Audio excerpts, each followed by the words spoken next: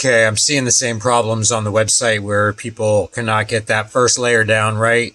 A lot of it is getting the settings of your filament right, so it'll get hot and sticky and flow. It needs to flow a little bit different when it's the first layer or the last layer.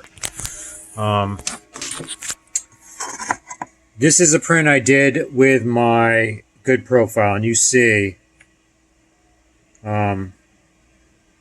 it's very smooth. It doesn't look, the camera just picks it out, but you can rub your fingers on it, and when you rub your fingernails on something, you can tell how smooth it is.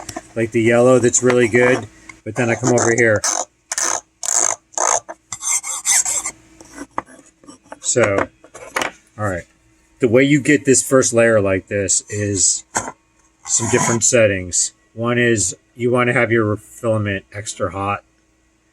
And you want to have your first layer heat, first layer flow, first layer line width. All have to be kind of adjusted.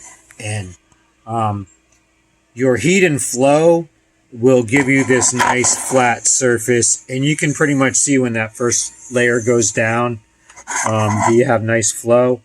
But after you get your flow, you can still get these little lines. So if you have the flow right, you can still get these little gaps. And a lot of that is line width, if you see that. So you can bring your line width out. A lot of those, of course, if you have these and your filament's not flowing right, they will close up. As your heat comes up and you flow a little more, those lines will close up. But when you look like you have good flow and you still have little gaps, this is a piece of first layer from my profile, and this is like the most ridiculously strong piece of plastic. We've been pulling on it. You can see we've been biting our fingernails into it, trying to tear it. I mean, we have been able to tear it, but overall, ridiculously strong.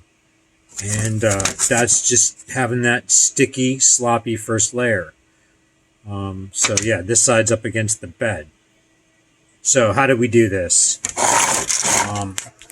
The way we did this is very simply, when you come into Cura under quality, you're going to have an initial layer line width. Right now, mine's on, for this setting right here, is on black.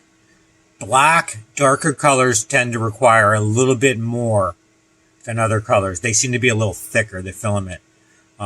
So this right here, on this setting right here, this is the highest I have it for any filament. I believe this was actually not for eSun. I believe this is actually for Sunlu Black.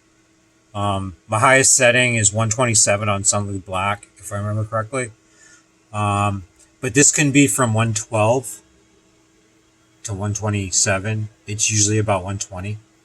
I would start at 120 on this. This is the less critical one. But it will be required to be right to be pretty. If you keep on scrolling down, we're going to get down here under material, and it's going to be initial layer flow. Again, this was definitely the Sunlu. This is a 127 initial layer flow. This generally, I think I misspoke on the first one. Let's go back up here. I'm pretty sure that this stays between 120 and 126. And then this is the one, the initial layer flow can be as low as 112, maybe on a really light filament, or maybe on something like 3D Solutech white or something like that. But yeah, 112 to 127. And then your other temperature that's going to be important here is going to be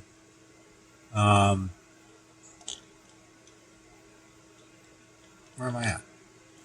Oh, it was under here, under material. If you look right here, printing temperature for initial layer, 127. So you want to max that out for your on your filament. So whatever the maximum is on your filament, start right there. But again, something like Sunlu, you might need to go even hotter. That is a real thick filament, and I don't really care for it that much, actually. At least some very, very ugly top layers. Hell, your top layer is probably going to be more important than your bottom layer on something like Sunluke because it's so thick. It's really going to show up any imperfections. The other thing is you want your speeds on your first layer to be pretty slow. You don't want the nozzle pulling on the filament at all. So you could probably, if you had a perfect temperatures, you probably could throw down the first layer pretty fast. But what happens is if your filament's a little bit too thick, your nozzle's pulling too fast, you're actually trying to pull it off you're actually trying to stretch your filament. It's pulling it off the bed. But yeah, this is very achievable. Something like this.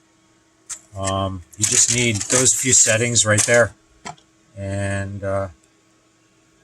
so I'm going to post a few of these pictures and you can see. I highly recommend eSun PLA Plus. I wouldn't mess around with PLA except for if you just want, if you're making figurines out of white PLA, you can use the 3D Salutec.